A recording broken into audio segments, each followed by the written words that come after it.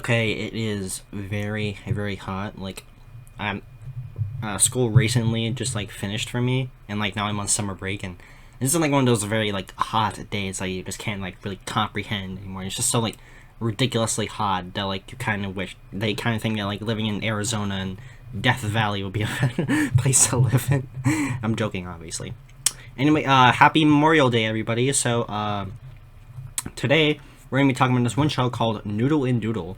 So Sprout is a very educational children's media channel. It excels at teaching kids about friendship, exercise, eating healthy, and more. So one of my favorite shows from the Sprout channel that was this one craft show called Noodle and Doodle. So today I'll be talking about it. So before we get into all that, be sure to like and subscribe, share this with your friends, check posts on Straw Poll, check my DeviantArt, and check out my Twitter, and all the links are in the description. Let's start the video now. So Noodle and Doodle was a live-action children's show made in 2010, which ran until 2013. The host of the show is a man named Sean, who drives a bus called the Noodle and Doodle bus. You know, like the title of the show. And he responds to video messages sent by kids by pulling up to their house. Okay, when I phrase like that, it sounds like kind of weird, but don't like rub it the wrong way. It's a good show. Because the reason why he does that is because they want him to prepare a special snack for them, which he does by telling them the blueprints for the perfect snack. Like explaining how they're able to do it. He also comes up with fun crafts to do while they, wait for the snacks to be ready.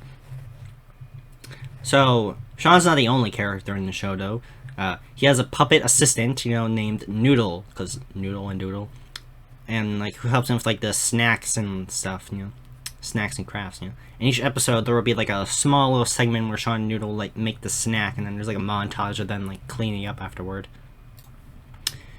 So once that segment is over, we get a fully animated segment featuring Sean's pet dog, Doggity. There's a car going by. While the animation is in the segment wasn't fantastic, it's kind of lazy, not gonna lie. It kind of like reuse animations a lot. The segment provided another snack that he could basically make at home, with help from a parent, of course, because like needing this kind of stuff, because like there's like grilling stuff, like cooking, like obviously a 4-year-old child can't do that on his own. The characters in the Doggity segment are dogs. It's probably like major health code violations. Included Doggity, the main chef, Doodle-The, the waitress, Mac, the fry cooker, who literally can't do anything without messing it up. Kind of feel bad for him. And then there was Tony, the pirate cooker, who would always like tell stories of his pirate childhood. He's like Quasi from Octonauts. The segment would always end with like satisfied customers enjoying what Doggity and his crew had prepared for them all. And it's like, yeah, I mean, it happens all the time, and it's like kind of predictable at this point.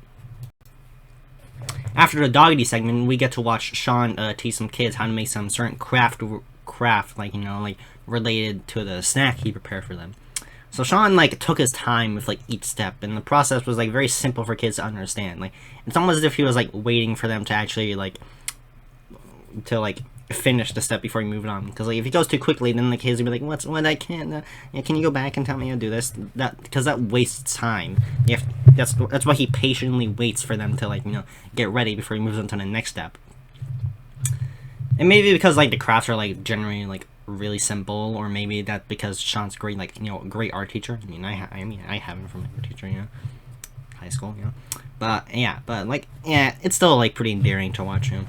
So right after that segment, the snack is finished, and Noodle sends it down the craft table using a dumbwaiter to deliver it down from the top deck, because the Noodle and Doodle bus is a double-decker bus. So we talked about Noodle, but now here's the other part, Doodle. I can't forget the titular character Doodle from Doodle and Doodle. So Doodle was a small scribble character on like Sean's iPad that he carried around to like draw stuff up with, and Doodle would like draw the blueprints for Sean's snacks for him. It's kind of cool, It's like a living, breathing like character in there. It kind of makes me feel bad having to do my eternal fate inside that technological appliance. Yeah. Doodle didn't really do much besides that, but I thought Doodle was a nice character. Kind of useless, aside from like drawing stuff, but like it's kind of fun, And that's everything in Noodle and Doodle. So each episode of the show is like 11 minutes long. The segments are only about like, each like 3 minutes in length, like around 3 minutes. So there's not much else to say about the show. But besides all that, Noodle and Doodle is one of my favorite Sprout shows, and I like the crafting and cooking elements present in it. Anyway, that's all for today. Thank you guys for watching. Be sure to like and subscribe, and check out the Stropple, as well as checking my Demon Art and my Twitter. The links are in the description. I also want you to share this with your friends, and by doing one of those three things, you're helping the Alert to reach 1,000 subscribers.